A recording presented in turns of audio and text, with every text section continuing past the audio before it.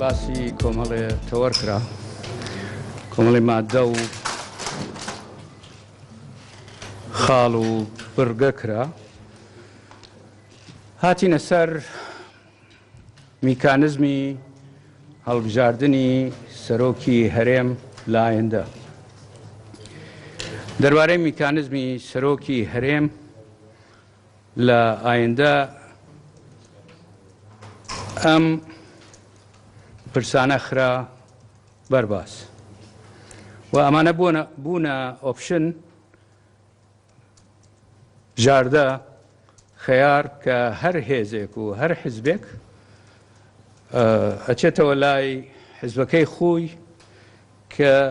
ئەگەر بتوانن یەکێک لەم ئۆپشنانە اختیار بکەن و ئەگەریش نەیانتوانی ئەتوانن بڵێن اختیاری یەکممان ئەمەیە، دووەممان ئەمەیە، سێیمانەیە تاکو بۆ کۆبنەوەی داهاتوو هیوادارم بتوانن بڕیار لەسەر بدەن.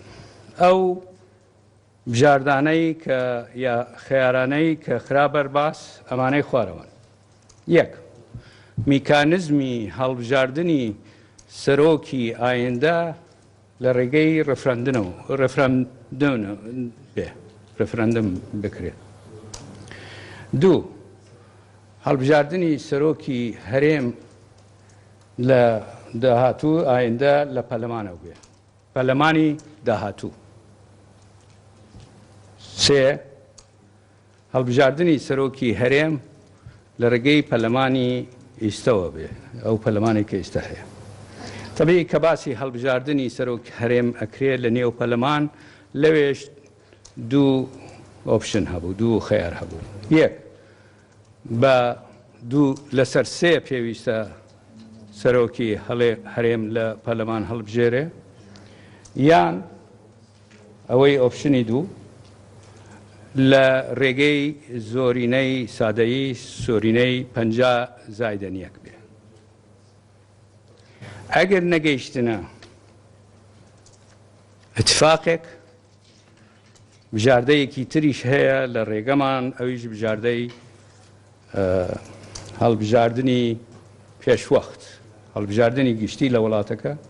بەڵام هەڵبژاردنێکی پێشوەخت. بەڵام تەبیعی ئەمە باس کرا و هیوامان ئەوەیە پێش بگەینە ئەم خەیارە کە لە کۆبنەوەی داهاتوو حەلێک بدۆزرێتەوە بۆ هەڵبژاردننی سەرۆک لەو ئۆپشنانەی لە نێو ئەو ئۆپشنانەی کە باسمان کرد. کۆبنەوەی داهاتوو ڕۆژی یەکشەمە بێ، 6 مانگ هەر لەمێ، و سەبەبی ئەوەیش کۆبنەوەکە نەختێ دواخرا بۆ دوو هۆ ئەگەڕێتەوە. یەک، مەجال بدرێ بە حیزبەکان دراسەتی ئەم خەیارەتانەی کە هەیە بیکەن، لە نێو خۆیان دراسەتیان بکەن. دوو، مەجال بدرێتە هێزەکان، هێزە سیاسیەکان، حیزبەکان کە بتوانن لە ماوەی داهاتوو کۆبنەوەی دووقۆڵی و سێقۆڵی لە نێو خۆیان بکەن. و ئەوە داوا لێیان کرا کە کۆبنەوە لە نێو خۆیان بکەن، بەڵکوم بتوانن بگەنە ئیتفاقێک پێشەوەی بێنە نێو کۆبنەوەی پێنجقۆڵی. بڕیارێکی تریش درا کە حیزبەکان پێویستە پابەند بن پێوە و هیوادارم ئێوەش، ئەویش ڕاگررتنی حەملەی ئەعلامی. دیارە لە نێو میدیاکان جۆرێک لە حەملە هەیە زدی یەکتر یا زدی حیزبەکان، ئەوە باش نییە بەڕاستی. ئەوە خزمەتی نە گەلانی کوردستانەکە، نە خزمەتی وڵاتەکە و خزمەتی ئەم پرۆسەی دانووسەندنیش ناکە. بۆ ئەوە هەموو لایەک باسی ئەوەی کردووە پێویستە ئەو حەملەی کە هەیە ئەگەر هەیە ئەو حەملە ڕاگرن. ئەمە بوو بەرهەمی کۆبنەوەی ئەمڕۆ و هیوادارم لە کۆبنەوەی داهاتوو ئەو هێزە سیاسیانە بێنەوە و اختیاری ئۆپشنێک یا دوو ئۆپشنیان کرد.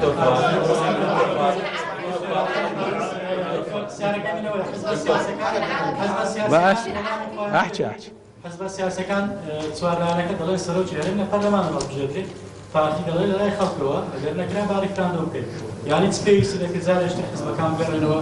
جارێشتر وەڵام بێن. ناوەی ڕای جەنابتە چونکە مناقشات لەسەرەوە دوور و درێژ کرا ینی مناقشات هەیە حتا لە نێو ئەو بژاردەی کە ئەیکەن باسی لە نێو پەرلەمان بێ پەرلەمانی ئەم پەرلەمانە بێ پەرلەمانی داهاتوو بێ ئەگەر نەگەیشتنە سازان بەرەو ڕەفرەندەم بڕۆن نه لە بیرڕای جودا هەیە لەسەر ئەو مەسەلەوە لە من باسی 4 زایدەن یەک ناکەم ئەمە کۆبوونەوەی پێنج قۆڵیە وە کۆبوونەوەی پێنج قۆڵی باشە ڕۆ ڕوودا ئەگەر هاتوو لە لای ئەم پەرلەمانی ئێستا بێتن بۆ 4 ساڵە یان بۆ 2 ساڵە کە لە ناو پەرلەمانەوە هەڵبژێردرا باسی چیتان کرد لەسەر دەسەڵاتەکانی سەرۆکی هەرێم وەکو باس دەکرێتن لە مەسەلەی فەرمانداری گشتی قوفڵ بۆتەوە پێشەکان و بابەتەکانی تریشە باس نەکراوە نه باس ئەوەیش کرا باسی ئەو خاڵەش کرا بە دوور و درێژی بەڵام تەبی ئەوەیش هاتینەوە سەر مەسەلە ئەساسیەکە کە ئەویش پەیوەندی هەیە بە هەڵبژاردننی سەرۆک لە نێو پەرلەمان یا لە دەرەوەی پەرلەمان و سەرۆک بە دەسەڵاتەوە یا بە دەسەڵاتێکی کەمەوە تەبی ئەمە بیرڕای جودا هەیە بەڕاستی لە نێو حزبەکان کە بازێکی بە دەسەڵاتەوە کە پەیوەندی هەیە بە ئەو دەسەڵاتانەی کە هەیە لە یاسای سەرۆکایەتی هەرێم ئیستا ئەو یاسای کە ئیستا هەیە بازێکی تەمان پرۆژەی تری هەیە بەڵام خەڵکیش هەیە ڕاستی لە ناوڕاستە کە باسیەوە کە پێویستە سەرۆکی ئایندە دەسەڵاتی هەبێ و تەوازنێک هەبێ لە نێوان بڵێن دەسەڵاتی سەرۆکی هەرێم و دەسەڵاتی ئەنجومەنی وەزیران و یا سەرۆک وەزیران و دەسەڵاتی پەرلەمان پێکهاتەکان بڕیاربوون ئەوان بەشداری کۆبوونەوەکان بکەن بەڵام بەشداریان نەکرد و بایکۆتیان کرد ئێوە قسەتان لەسەر ئەوە کرد بەڵێ باسی ئەومانش کرد لەسەر ئەو بەرگانی کە ڕێکەوتنی لەسەر کراوە بە تایبەتی لە کۆبوونەوەکان و پێشتر و ئەگەر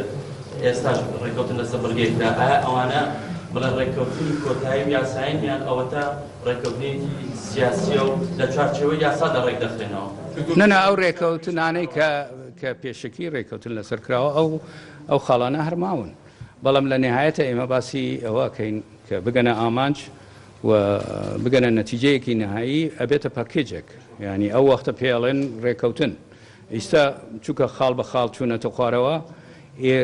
قبولیان کردووە بەڵام لە نهایەتە گەرەک ڕێکەوتنێک بێ کە هەموو لایەک ڕازی بێ یاک زۆربەی زۆری ئەوانەی کە لەوێ بەشدارن ڕازی بن و بە پاکێج بێ دەربارەی پێکهاتەکان برا تورکمانەکان و مۆسیحەکان و ئەو حزبانەی کە لە نێو پەرلەمانن بەڕاستی ئەوانە داوت کران و جێگەی داخە دەرگا کراوەیە بۆ ئەوان بەڵام ئەوانیش وەزعیان وەکو پێکهاتەی تر هێزی جودا جودایان هەیە حزبی جودا جودایان هەیە و ئەوان باسی ئەویان کرد باشترە بێ کە نەک نوێنەرێک ینی نوێنەرێک لە پێکهاتەی تورکمانیان نوێنەرێک لە پێکهاتەی مەسیحی داوت بکرێ ئەمەش طبیعی بۆ حزبەکانی هەروە بوو چونکە حزبەکانیان وت ئێمە 4 حزبین و هەر حزبێک ئایدۆلۆژیای خۆیە بەرنامەی خۆیە استراتیژیای خۆیە جودایە سەرکردەی خۆی هەیە ئێمە پێویستە وەکو حزب بین بریارەکە لەمێ بریاری پێشووی کۆبنەوە کە ئەو نوێنەر ئامادە بێ دیارە ئەوە بۆ ئەوانی زەحمەت وەکو نوێنەر بێن باسی ئەوەیان کرد کە پێویستە شاندێکیان بێ طبیعی ئەمڕۆ باسەوە کرا بەڵام کۆبنەوەکە دیارە کۆبنەوەیەک پێشوو بووە ینی 5 حزبەکان لە وەختیکەی کە پیانەوە ژووری عملیات لە وەختە نامەیەک هاتووە بۆیان یان نامەیان نردووە دەربارەی نوێنەری برا تورکمانەکان و مەسیحیەکان و 4 حزبەکە ینی باسی ئەوەیان کرد کە ئەوان ئەتوانن نوێنەر بنێرن بەڵام نەکشاند ئەمە هەرماوە جارێ بزانین کۆبنەوەی ئایندە ئینشاءڵڵا ئەگەینە نەتیجە پرسیار وەڵامی چییە؟ ناوە باس نەکراوە باسی میکانیزم کراوە ئێوە لە کۆبنەوەی درێژخایەندا نەگەیشت نەتیجە ڕێکەوتنێکەوە خۆت باسی دەکەیت کەش و هاوای ناو کۆبنەوەکە چۆن بوو ئایا بە بڵێن هەڵبژاردننی پێشڕۆخێت زۆرتر ئەوە دەکرێت کە ئەنجام بدرێت یاخود ڕێکەوتن دەکرێت ئەگەر ڕێکەوتن دەکرێت بۆ ئەو ڕەسەر هیچ شتێک ڕێک دەکەوتن ئەو حیزبانەی هاتوونەتە ناو کۆبوونەوەکە دەسەڵاتی ئەوەیان نەبوو کە بڕیار بدەن لەسەر ئەو خاڵانەی ئەو ڕۆ گفتوگۆتان لەسەر کرد پێدوانی لە کۆبوونەوەی ئایندەش دیسان لە کۆبنەوە بۆ کۆبنەوەی قرار لەسەر دەدەن؟ نه بیرڕای تازە هاتە پێشەوە لە کۆبوونەوەی پێشوو کە باسی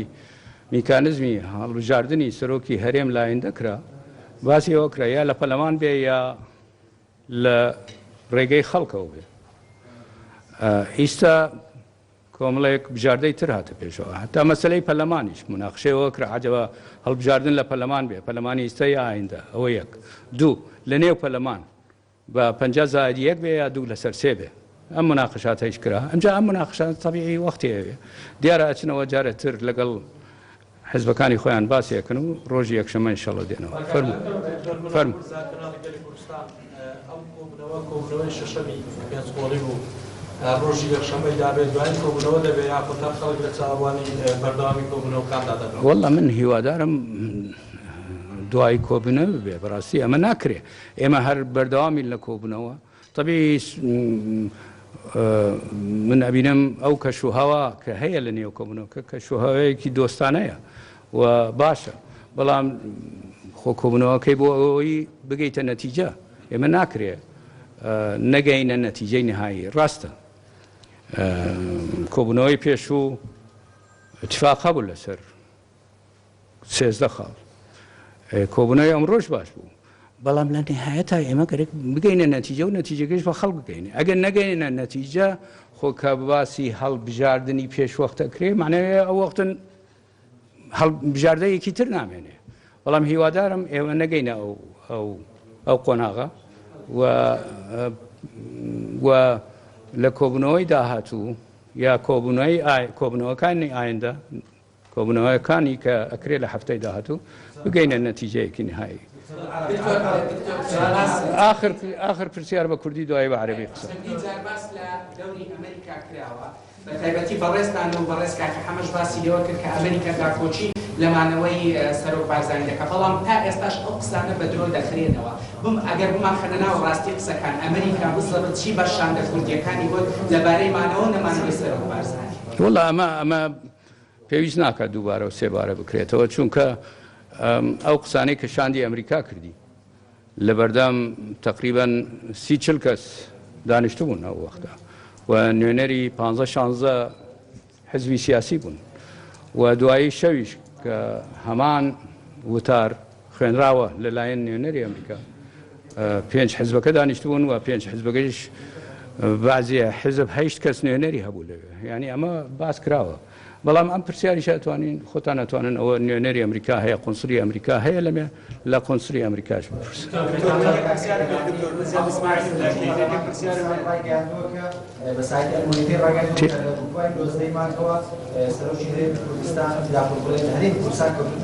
کێ وایە بەڵێ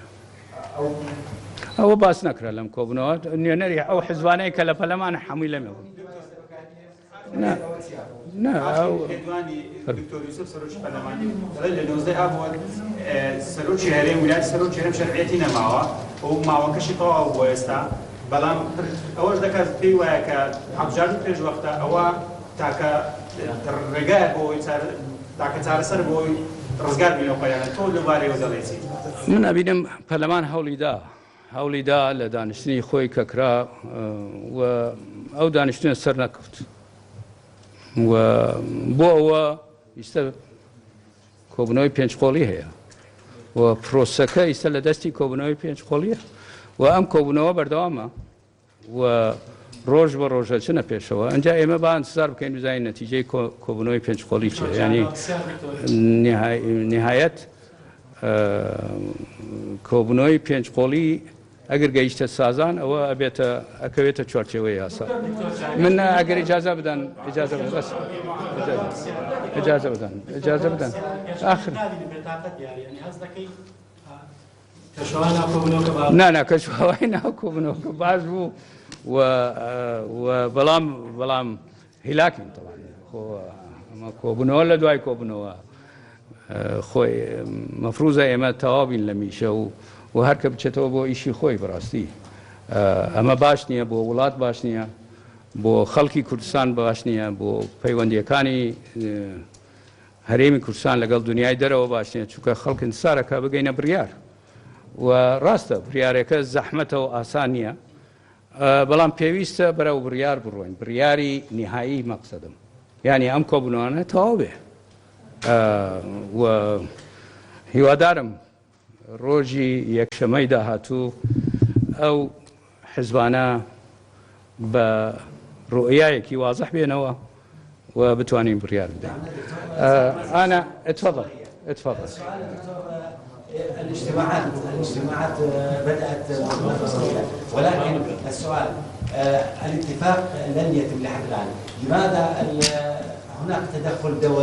دولي مثلا أمريكي أوروبي لحل هذه الخلافات؟ وأنتم تعلمون أن كردستان تعاني من أزمة مالية وتعاني من أزمات كثيرة. أين النقاط التي اتفقتم عليها وأين الخلاف؟ نعم الاجتماعات مستمرة اليوم أيضا كان هناك اجتماع للأحزاب الخمسة أمر كوبونو هرچنج لأنا سرك يكبو لهريم كردستان وممثلي الأحزاب ونونري بارتا سياسية كان مختلف المواضيع المتعلقة گفتگویان لەسەر هەموو ئەو کێشانەکە کەلنیان لایەنەکانە هەیە ئەو پرسانی پێویستن بە سەرۆکاتی هەرێمەوە التعامل مع الحالة المستقبلية في الإقليم وهاوکاریکردن و قسەکردن لەسەر داهاتوی هەرێمی کوردستان کۆمەڵێ بژاردە پێشنیار کرا لەسەر شێوازی هەڵبژاردننی سەرۆکی هەرێم یەکێک لەو بژاردانە مسألة الاستفتاء یەکێک لەو بژاردانە مەسەلەی ڕێفراندۆمە أو آلية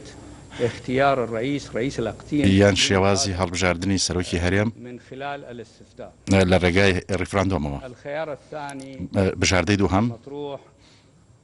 هو اختيار رئيس الإقليم بژاردەی دووەم هەڵبژاردننی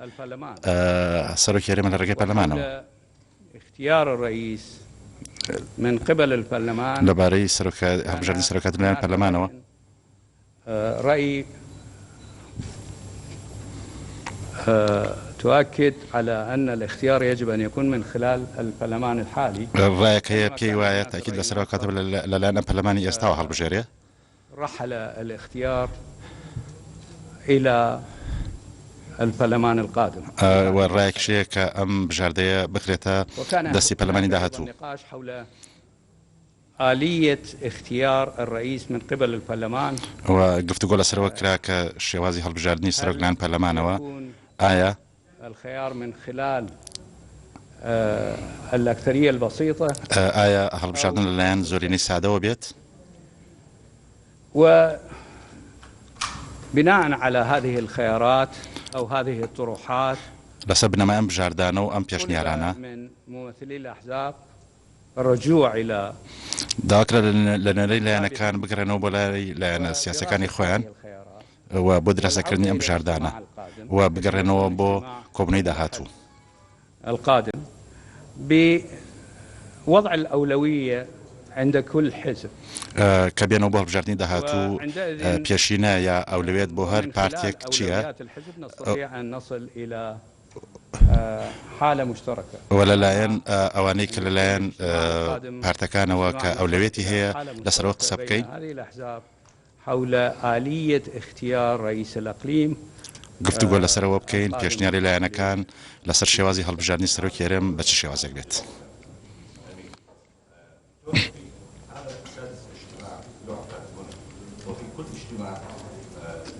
صرحوا بأن مجموعة خيارات طرحت في هذه الاجتماعات وستعود هذه الأحزاب أو هؤلاء الممثلون إلى أحزابهم. إذا كنتم جادون بالفعل وتريدون إنهاء هذه الأزمة التي تعيق الحركة في عموم الإقليم كما تعلمون، إذا كنتم جادون حقا لماذا لا يصار إلى مؤتمر على مستوى رؤساء الأحزاب، مؤتمر أو اجتماع قمة لنقول، لكي يختصر الوقت وتتخذ القرارات الناجعة لإنقاذ الإقليم من هذه الأزمة؟ أولا في الاجتماعات السابقة ناقشنا الصلاحيات ومجموعة من یەکەم لە کۆبنەوەی پێشوو گفتوگۆمان لەسەر دەسەڵاتەکان کرد سەرۆکاتی دەسەڵاتی سەرۆکی هەرێم لە داهاتوو و ڕێکەوتین لەسەر کۆمەڵە لەم دەسەڵاتانە ڕێکەوتین وهذه هي لأول مرة وەلەم کۆبنەوەیە کە بۆ یەکەم جارە قوڵ بینەوە شێوازی هەڵبژاردننی سەرۆکیارم گفتوگۆ بکەین ئەمە مەسەلەیەکی نوێ بوو لەم کۆبنەوەیە. الإخوة الذين يحضرون هذه الاجتماعات لهم صلاحية الكاملة من قبل قادة بڕۆم وایە ئەوانەی کە بەشداریان کۆبنەوەیان کردووە دەسەڵاتی تەواویان هێلایەن پارتەکانیان بۆ گفتوگۆ لەسەر لەم بارەیەوە. المسألة لا تتعلق بموقع أعضاء الوفد في مەسەلەکە پەیوەندی بە پێگەی ئەندامانی وەفدەکەەوە نییە. بالقضية التي نتعامل معها حيث هناك رؤى مختلفة ومنطلقات مختلفة. لە کۆبنەوەکانە ڕوئای جیاواز هەیە وەتیڕوانی جیاواز هەیە بۆ ئەم پرسانە و گفتوگۆ بەم بۆنەیەوە أن يكون هناك اجتماعات ثنائية وثلاثية. ڕێکەوتین لەسەرەوەی لە داهاتوو کۆبنەوەی دوو قۆڵی کۆبنەوەی سێ قۆڵی کۆبنەوەی چەند قۆڵی لە داهاتوو بکرێ بۆ ئەوەی لەم کۆبنەوەانە بۆ ئەوەی لە کۆبنەی داهاتوو بۆیە لە کۆبنەی داهاتوو ڕەنگ بێ کۆبنەوەی دوولایەنە یا بڵێ ڕێکەوتنی دوولایەنە و سێلایەنە بکرێ. شکر ڕەنگ ئەم ڕێگایە کاراسانی بکات بۆ کۆبنەی داهاتوو. فيها حسم القرارات داخل هذه الاجتماعات، يعني خصوصا فيما يتعلق بالنسبه للتمديد بولايه السيد رئيس الاقليم سيد مسعود بارزاني، وهل هناك سقف زمني محدد لهذه الاجتماعات يسار بعد الى اتخاذ قرار معين او يلجا الى صيغه معينه؟ في الواقع انا قلت لا نستطيع ان نستمر في هذه الاجتماعات الى ما لا نهايه. پێشتر وتم کە ئێمە ناتوانین ئەم کۆبنەوەانە هەتا کراوەی بەردەوام بین. بعد اجتماعين أن نصل إلى نتيجة. ڕەنگە لە کۆبنەی داهاتوو یا چەند کۆبنەوەیەکی داهاتوو بگەینە ڕێکەوتن. نتائج الاجتماع على الملأ. بەڵێ ئەنجامی کۆبنەوەکان لەبەردەستایە. آلية اتخاذ القرار في هذه الاجتماعات. بەڵام شێوازی بڕیاردان یا پێکێنان لەسەر بڕیار شێوازی سازانە. أثناء الاجتماعات هل أنتم مع انتخاب رئيس الإقليم من قبل البرلمان أو من قبل الشعب كردستان، وهل تستعينون بغداد بداخل بشؤون أمن إقليم كردستان؟ أنا هنا كرئيس للاجتماع لا أمثل من تەنها سەرۆکی کۆبنەوەکانم منێڕایەتی لایەنێکی سیاسی ناکەم ئێستا کە قسەکەم ئەتوانێت ئەو پرسیارە لەلایەنە سیاسەکان بکەیت ئەتوانێت لە پارتی دیموکراتی کوردستان ئەو پرسیارە بکەیت بەڵام بەڵام لەلایەنەوەی پەنا بۆ بەقابەرین بڕوا ناکەم پەنا بۆ بەقابەرین بۆ یەکلایکردنیان پرسە. لا ما لا لا لا لم يطرح لا وجود لهذه الفكرة بين الأحزاب. ئەم بیرۆکەیە هیچ لای هەر پێنج لایەنە سیاسەکە ئەم بیرۆکەیە پێشنیار نەکراوە و پێشنیار نەکراوە. لا أنا لا أقول هناك تدخل دولي لكن هناك من نەموتووە تەداخلی دەولی هەیە بەڵام گرنگی نێودەوڵەتی هەیە بۆ بارودۆخی هەرێمی کوردستان و بارودۆخی سەرۆکاتی هەرێم و الاجتماع الأول حيث كان هناك ممثلين لە کۆبنەوەی یەکەم نوێنەرایەتی وڵاتانی ئەمریکا و سەفیری بەریتانیا و نوێنەری وڵاتانی تێبوو و سەردانی هەرێمی کوردستانیان کردبوو بۆیە لەلایەن ئەوانە گرنگی هەیە لەلایەن وڵاتانی دراوسێ و وڵاتانی دۆلیەوە گرنگی هەیە بۆ ئەم پرسەیە دوا پرسیار. بەیانی بەردەوام بوو بە دواتر گەیشتەی اتفاقێک بەڵام دواتر هەر هەمان ڕۆژ لەناو ڕۆڵی پەرلەمان بینیمان کە اتفاق سەرێنێ بە کۆبنەوەکە